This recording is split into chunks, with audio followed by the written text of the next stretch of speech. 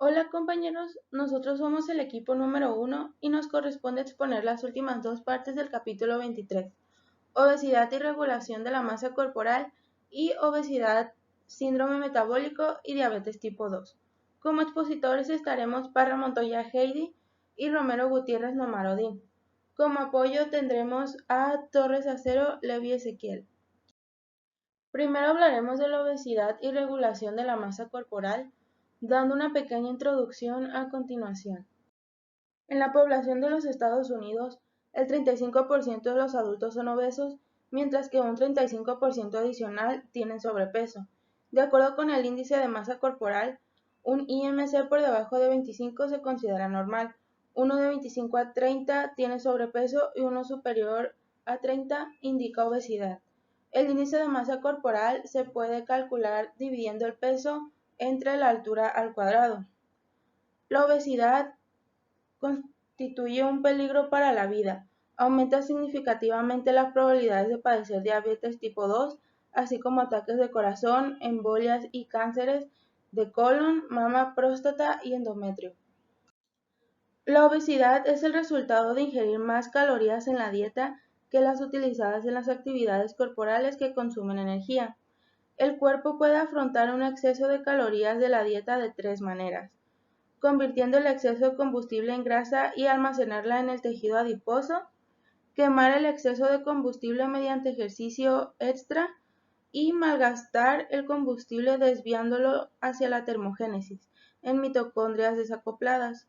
En los mamíferos actúa un conjunto de complejo de señales hormonales y neuronales para mantener el equilibrio entre la ingestión del combustible y el gasto energético. El tejido adiposo tiene importantes funciones endocrinas. Una hipótesis para explicar la homeostasis de la masa corporal es el modelo de la retroalimentación negativa de la obesidad, la cual postulaba la existencia de un mecanismo que inhibiría el apetito e incrementaría el consumo de energía cuando el peso corporal superase un cierto valor, el valor de referencia. La inhibición se levantaría cuando el peso corporal descendiese por debajo del valor de referencia. En la imagen podemos observar el modelo del valor de referencia para el mantenimiento de una masa constante. Cuando aumenta la masa del tejido adiposo, la leptina liberada inhibe el hambre y la síntesis de grasas y estimula la oxidación de ácidos grasos. Cuando disminuye la masa del tejido adiposo, una producción menor de leptina favorece una ingesta mayor y una menor oxidación de ácidos grasos. Toda esta teoría predice que una señal retroalimentadora procedente del tejido adiposo influye en los centros cerebrales que controlan el apetito y la actividad metabólica y motora. El tejido adiposo es un importante órgano endocrino que produce hormonas peptídicas, conocidas como adipoquinas. Las adipoquinas pueden actuar local o sistemáticamente como transportadoras de información acerca de la idoneidad de las reservas energéticas almacenadas en el tejido adiposo para otros tejidos y el cerebro. Estas hormonas provocan cambios en el metabolismo energético y el comportamiento alimenticio, que mantienen las reservas energéticas adecuadas y la masa corporal. La leptina es una proteína pequeña de 167 aminoácidos que llega al cerebro y actúa sobre el hipotálamo regulando el apetito. La leptina fue identificada originalmente como el producto del gen denominado OB, obeso, en ratones de laboratorio.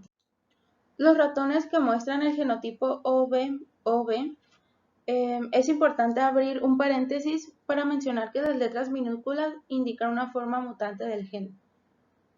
Muestran la fisiología de animales en ayuno permanente. Sus niveles de cortisol son elevados, no permanecen calientes, desarrollan un crecimiento normal, no se reproducen y tienen un apetito ilimitado. En la imagen que tenemos aquí, los dos ratones de la misma edad tienen defectos en el gen OB. Al ratón de la derecha se le administró leptina purificada mediante una inyección diaria y pesa 35 gramos. El ratón de la izquierda no recibió leptina y como consecuencia comió más y fue menos activo. Este pesa 67 gramos. En estos ratones también se encontró un segundo gen designado DB diabético. El receptor de la leptina actúa en las neuronas del núcleo arcuato del hipotálamo, La leptina manda el mensaje de que las reservas de grasa son suficientes y promueve una disminución en la ingesta de alimentos y un aumento del gasto energético. En la imagen podemos observar cómo el hipotálamo recibe la leptina del tejido adiposo y responde con señales neuronales para los adipocitos. Continuando con la imagen, esta señal, la cual es la noradrenalina, activa la proteína quinasa A que desencadena la movilización de ácidos grasos y su oxidación desacoplada en la mitocondria con la consiguiente generación de calor, pero no de ATP. La leptina también estimula el sistema nervioso simpático, aumentando la presión sanguínea, el ritmo cardíaco y la termogénesis mediante el desacoplamiento de las mitocondrias de los adipocitos. La leptina estimula la producción de hormonas peptídicas anorexigénicas. Dos tipos de neuronas del núcleo arcuato controlan la ingestión y el metabolismo de los combustibles. Las neuronas orexigénicas estimulan el apetito, produciendo y liberando el neuropéptido Y, que hace que la siguiente neurona del circuito envíe al cerebro la señal que deje de comer. Las neuronas anorexigénicas del núcleo arcuato producen la hormona estimuladora de los alfa-melanocitos, y la liberación de esta hace que la siguiente neurona del circuito envíe al cerebro la señal de que pare de comer. En la imagen podemos ver una mejor ejemplificación en donde observamos que la leptina y la insulina se liberan del tejido adiposo y del páncreas respectivamente en proporción a la masa de la grasa corporal. Las dos hormonas actúan sobre células neurosecretoras anorexigénicas para provocar la liberación de alfa-MSH. Esta transporta la señal a neuronas de segundo orden del hipotálamo que desconectan las señales para comer menos y metabolizar más combustible. La leptina y la insulina también actúan sobre células neurosecretoras orexigénicas para inhibir la liberación de NPY, reduciendo la señal comer más enviada a los tejidos. La leptina desencadena una cascada de señalización que regula la expresión génica.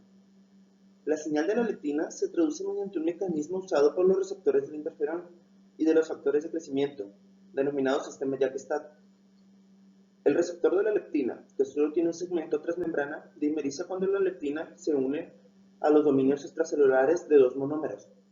Ambos monómeros son fosforilados en una tirosina del dominio intracelular por una Janus quinasa, de ahí el nombre JAK. Estas tirosinas fosforiladas son los sitios de unión de tres proteínas de traducción de señales y activadoras de la transcripción, que serían las proteínas STAT3, 5 y 6. Una vez unidos las STAT, se fosforilan en residuos tirosina por la misma Janus quinasa. Y ya que sucede esto, los STAT se dimerizan y se trasladan al núcleo y se unen a secuencias específicas del ADN para hacer que se expresen los genes diana, entre ellos el DOMP, del cual se obtiene el alfa-MSH. El aumento del catabolismo y termogénesis causa de la leptina se da en parte al aumento de la síntesis de mitocondrias en adipocitos marrones y beige. La leptina estimula la síntesis de UCP1, alterando las transmisiones sinápticas de las neuronas del núcleo arcuato en tejido adiposo, entre otros tejidos, por el sistema nervioso simpático. En estos tejidos, la leptina provoca la liberación de noradrenalina, la cual actúa a través de los receptores beta-3 adrenérgicos para estimular la producción del UCP1. El desacoplamiento resultante entre la transferencia de electrones y fosforilación oxidativa consume grasa y es termogénico. ¿Podría ser la obesidad humana consecuencia de una producción insuficiente de leptina? Pues tenemos que los niveles sanguíneos de leptina son mucho más altos en animales obesos que en los que tienen una masa corporal normal, excepto, por ejemplo, los mutantes OB, que estos individuos no producen leptina. Más bien, algún elemento del sistema de respuesta de la leptina debe estar defectuoso y es por eso que la leptina es mayor para intentar superar la resistencia a esta hormona. Hay casos de extrema obesidad en donde los individuos tienen algún gen de la leptina dañado y la inyección de esta hormona ayuda a la pérdida de peso, pero en la gran mayoría de individuos obesos el gen está intacto, por lo que la inyección no ayuda mucho. El sistema de la leptina puede haber evolucionado para regular la respuesta a la inanición. El sistema de la leptina probablemente haya evolucionado para ajustar la actividad y el metabolismo del animal durante los periodos de ayuno e inanición, y no como un método de prevenir el aumento de peso. La reducción del nivel de leptina desencadenada por la deficiencia nutricional invierte los procesos termogénicos, lo que permite la conservación de combustible. En el hipotálamo, este descenso en la señal de leptina provoca la disminución de la producción de hormona tiroidea, la disminución de la producción de hormonas sexuales y un aumento de la producción de glucocorticoides. También la reducción de leptina disminuye el gasto energético y maximiza el uso de reservas endógenas que permite la supervivencia en periodos de privación nutricional extrema. La insulina también actúa en el núcleo arcuato para regular la ingesta y la conservación de energía. Aquí podemos observar de manera más compacta todos los papeles que tiene la insulina. La secreción de esta es un indicador del tamaño de reservas de grasa como del equilibrio energético momentáneo. Actúa sobre el sistema nervioso central inhibiendo el apetito. Los receptores de insulina en las neuronas orexigénicas del núcleo arcuato inhiben la liberación de NPY, mientras que en las neuronas anorexigénicas estimulan la producción de alfa-MSH, disminuyendo la ingesta energética e incrementando la termogénesis. La insulina también indica a los tejidos muscular, hepático y adiposo que conviertan la glucosa a acetilcoenzima A. La adiponectina actúa a través de la AMPK para aumentar la respuesta de la insulina. La adiponectina es una hormona peptídica producida casi exclusivamente por el tejido adiposo y se trata de una adipoquina que sensibiliza a otros órganos frente a los efectos de la insulina. Esta circula por la sangre y afecta el metabolismo de los ácidos grasos y de los glúcidos en el hígado y el músculo. Aumenta la captación de ácidos grasos de la sangre por los miocitos y la velocidad a la que experimentan la beta-oxidación en el músculo. La adiponectina provoca la fosforilación AMPK actuando a través de su GPGR.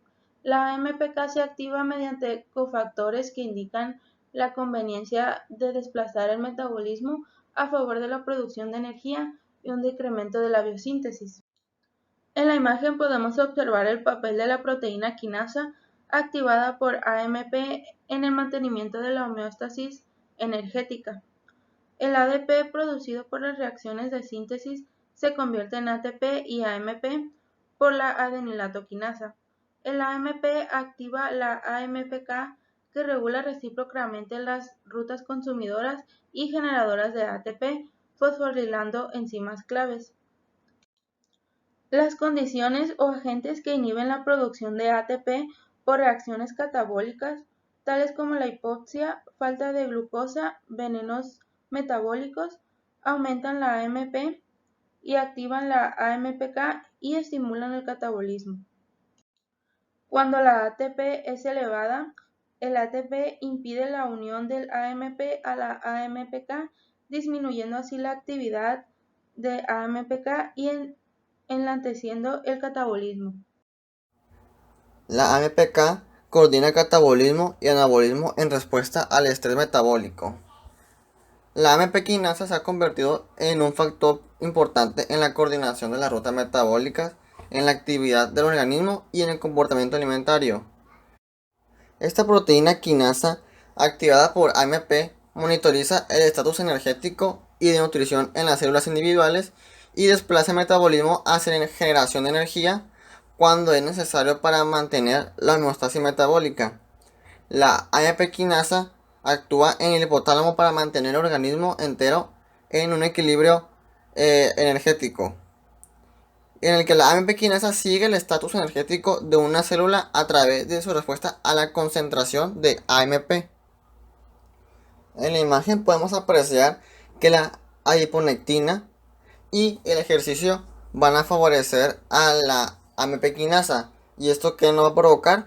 pues va a provocar que va a fosforilar a las enzimas que tienen que ver con la biosíntesis, por ejemplo, con la biosíntesis de colesterol, de ácidos grasos y de glucógeno. Y la AMP quinasa lo que va a favorecer es activar a las enzimas del catabolismo, bueno, que sería la glucólisis, lo va a favorecer, al igual que la oxidación de los ácidos grasos, como podría ser la beta oxidación, y a mejorar la captación de glucosa. Esto es lo que vendría siendo más un método regulatorio para el catabolismo y el anabolismo. La unión de AMP va a activar alostéricamente a la AMP quinasa, mientras que la ATP va a impedir la unión de AMP, por lo que se activa la enzima cuando la célula está mermada de energía, o sea, una concentración elevada de AMP, y se va a activar cuando va a rebosar de energía, una elevada concentración de ATP. La AMP quinasa responde a las necesidades energéticas del organismo entero mediante un segundo modo de regulación. Cuando se activa por fosforilación y unión de AMP, la AMP quinasa fosforila enzimas específicas de rutas metabólicas cruciales para la homeostasis energética. Cuando la AMP quinasa detecta la carencia de ATP en una célula individual, se inhibe la síntesis de lípidos y se estimula la utilización de lípidos como combustible, en el que, por ejemplo, la acetilcoenzima A carboxilasa, que produce la coenzima A, primer intermediario comprometido en la síntesis de ácidos grasos, es una de las enzimas reguladas por la AMP quinasa en el hígado y en el tejido adiposo. La ruta mTORC1 coordina el crecimiento celular con el suministro de nutrientes y energía. La serina-tirosina quinasa mTORC1 está muy conservada, ya que se activa por la acción de señales intracelulares y extracelulares que indican suministro de energía y nutrientes abundantes como aminoácidos de la cadena lateral ramificada, la insulina y una elevada razón de ATP sobre AMP. Cuando está activada, la mTOR1 fosforila varios factores de transcripción, lo que conduce a un aumento de la biogénesis ribosómica y también a un aumento de la expresión de los genes que codifican las enzimas de la síntesis de lípidos, a la proliferación mitocondrial y a un aumento en la biogénesis de ribosomas.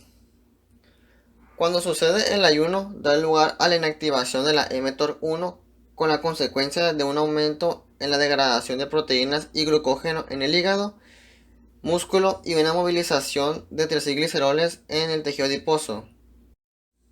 La activación crónica de la mTOR1 por un exceso de ingesta produce un exceso de deposición de triglicéridos en el tejido adiposo y también lo produce en el hígado al igual que en el músculo.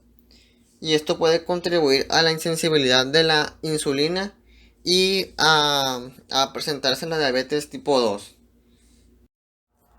La dieta regula la expresión de genes cruciales para el mantenimiento de la masa corporal.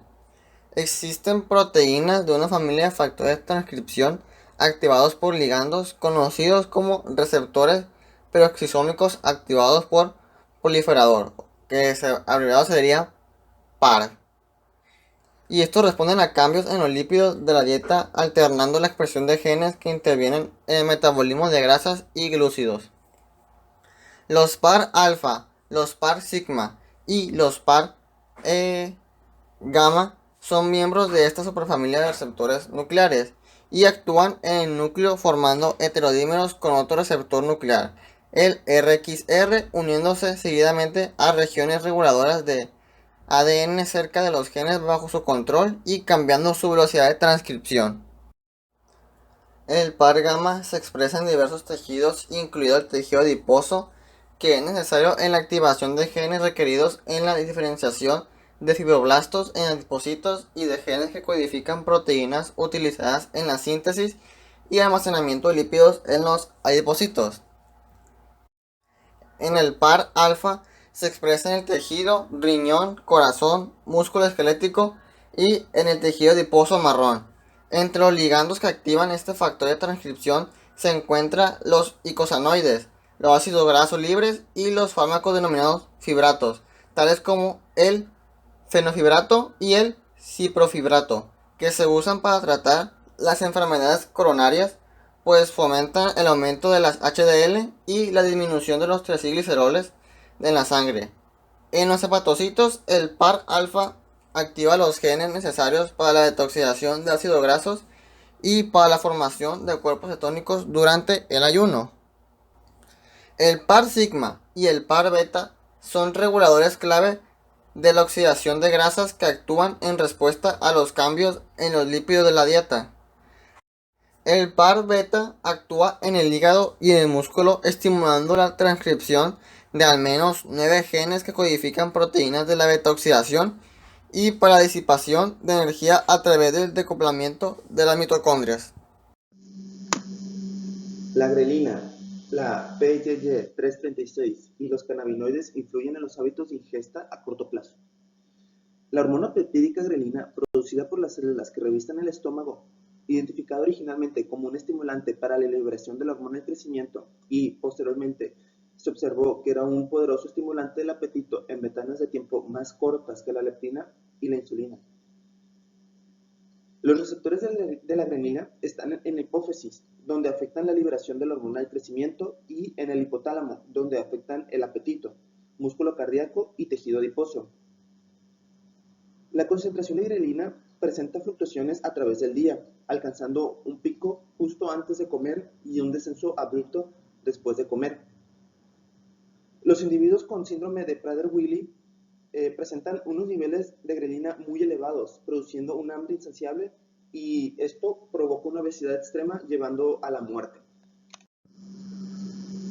La PYY336 es una hormona de 34 aminoácidos secretada por las células endocrinas del revestimiento del intestino delgado y el colon en respuesta al alimento que ingresa al estómago. El nivel de esta hormona aumenta y se mantiene elevado después de una comida, y es transportada por la sangre hasta el núcleo 4, actuando sobre las neuronas orexigénicas para inhibir la liberación de NPI, que baja el hambre. Si un humano es inyectado con PYY336, presenta poco apetito, comiendo cantidades menores de comida a las normales por alrededor de unas 12 horas. La OGT es una enzima amortiguadora del apetito, transfiriendo el aminoazúcar N-acetilglucosamina de un nucleótido azúcar UDP-glicina NAC a un hidróxido de cadenas laterales de serina y treonina. Su diana son proteínas sinápticas de neuronas en el núcleo paraventricular del hipotálamo. Los endocannabinoides son mensajeros lipídicos que actúan a través de receptores en el cerebro y todo el sistema nervioso, incrementando el apetito, aumentando la respuesta sensorial al alimento y el estado de ánimo. Una vez que el alimento entra, las señales viajan al cerebro, pasando por el nervio vago y, por último, llegando al intestino delgado, produciendo y liberando endocannabinoides. Los receptores de los endocannabinoides son los GPCR, que controlan canales iónicos de neuronas sensoriales, cambiando potenciales de membrana y enviando señales al cerebro. El gusto de las grasas promueve la liberación de cannabinoides, provocando el consumo adicional, y se cree que evolucionó así para maximizar la ingestión de comida y protegerse contra la inanición. En mamíferos, los cannabinoides estimulan el crecimiento de la grasa inhibiendo la pérdida energética por actividad y termogénesis. Los receptores de los cannabinoides también intervienen en los efectos psicoactivos del tetrahidrocannabinol, uno de los ingredientes activos de la marihuana, conocido desde hace tiempo por su efecto estimulante del apetito. Simbiontes microbianos del intestino influyen sobre el metabolismo energético y la adipogénesis. Una persona puede contener alrededor de 10 a las 14 células microbianas que habitan el intestino. Estos microbios funcionan como un órgano endocrino importante, ya que producen una diversidad de metabolitos con efectos profundos sobre el metabolismo, comportamiento alimentario y masa corporal del huésped. Los individuos delgados y los obesos contienen combinaciones diferentes de simbiontes microbianos en el intestino.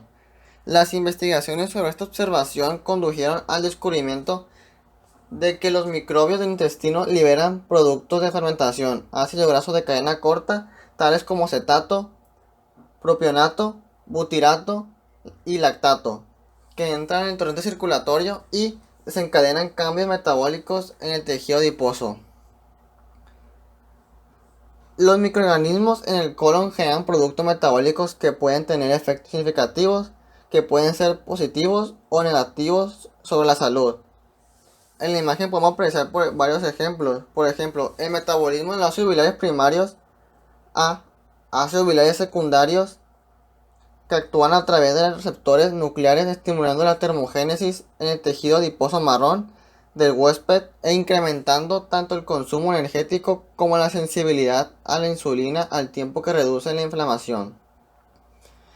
El metabolismo por la microbiota de glúcidos no digeridos produce ácidos grasos de cadena corta que señalan a expansión del tejido adiposo blanco del huésped, lo que promueve la obesidad. También existe la conversión metabólica de la fosfatidilcolina y la L-carnitina a trimetilamina y su posterior conversión en el hígado a trimetilamina N-óxido, que es abreviado sería TMAO, que da lugar a cambios a través del receptor en el transporte de colesterol y actividad de los macrófagos. La combinación de un transporte de colesterol alterado y un aumento en la actividad de los macrófagos puede llevar a la formación de placas ateroscleróticas. Los descubrimientos relacionados con los efectos de las células microbianas en el metabolismo sugieren la posibilidad de prevenir la obesidad mediante la alteración de la constitución de la comunidad microbiana en el intestino. Esto puede llevarse a cabo añadiendo directamente al intestino especies microbianas probióticos que se opondrían a la adipogénesis, o bien añadiendo a la dieta nutrientes prebióticos que favorecen el dominio de los microbios probióticos. Las células endocrinas presentes en el revestimiento del tracto intestinal secretan productos, los péptidos anorexigénicos PYY336 y GLP-1, así como el orexigénico, grelina, que modula la ingesta de alimentos y el consumo energético. La interacción con microbios específicos del intestino o con sus productos de fermentación puede ser desencadenantes de la liberación de estos péptidos.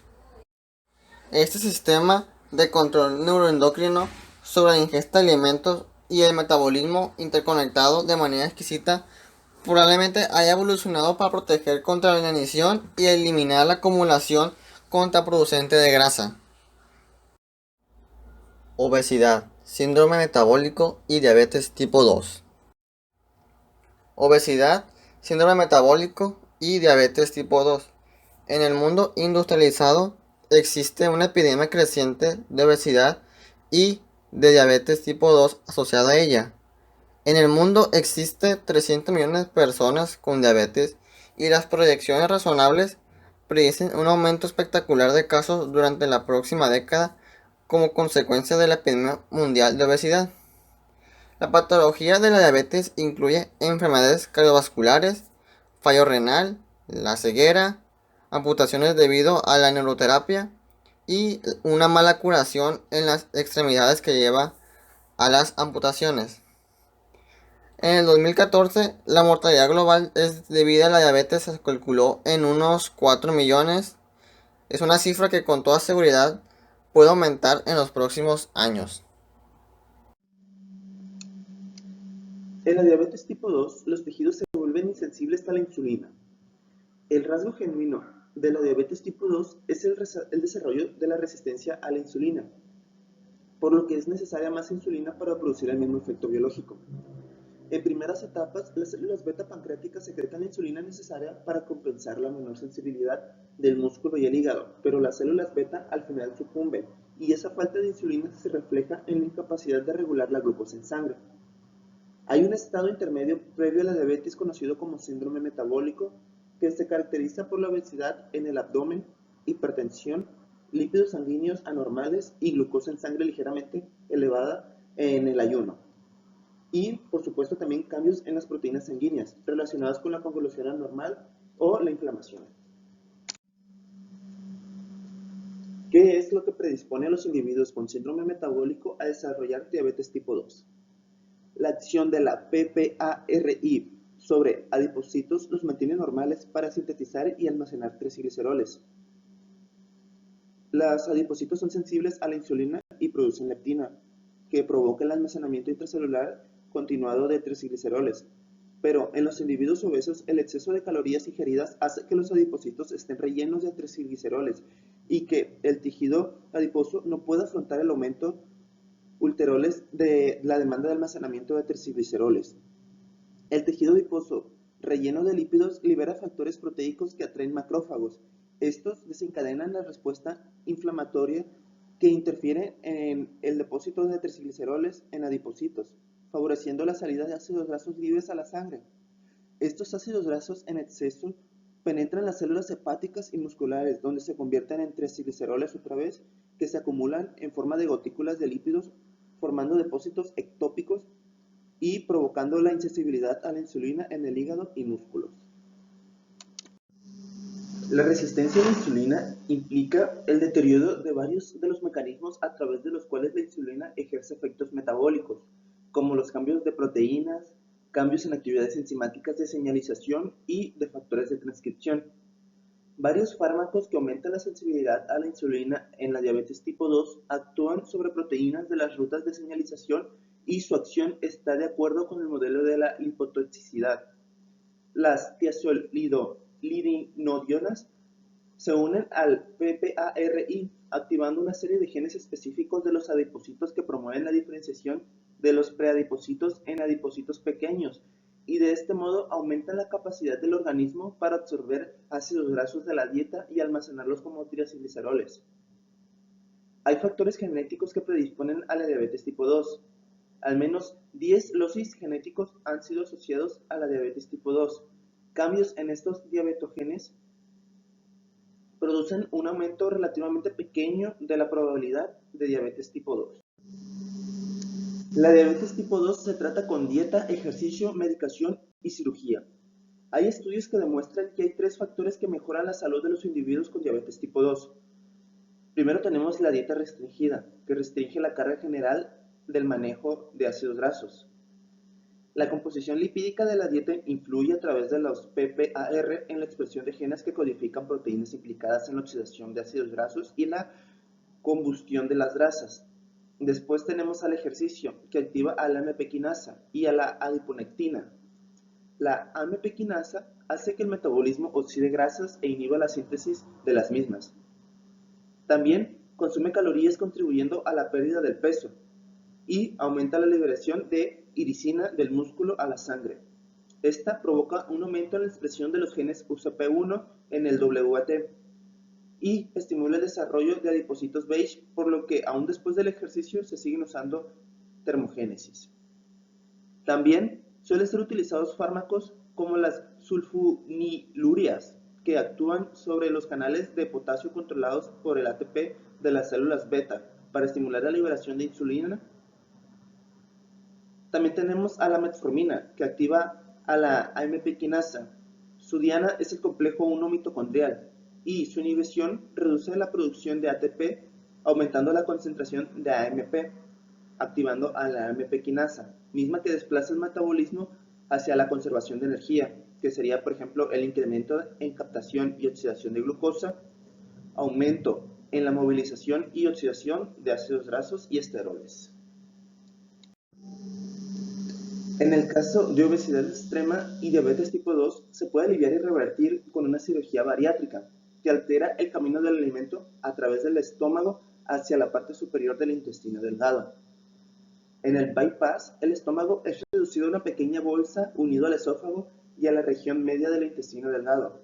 Así, el alimento evita la mayor parte del estómago y duodeno y va hacia la rama de Roux del intestino. Las personas que se someten a esta cirugía experimentan una reducción espectacular de peso y apetito y puede revertir la diabetes tipo 2. Eso sería todo por nuestra parte. Esperamos sus dudas en clase. Muchas gracias.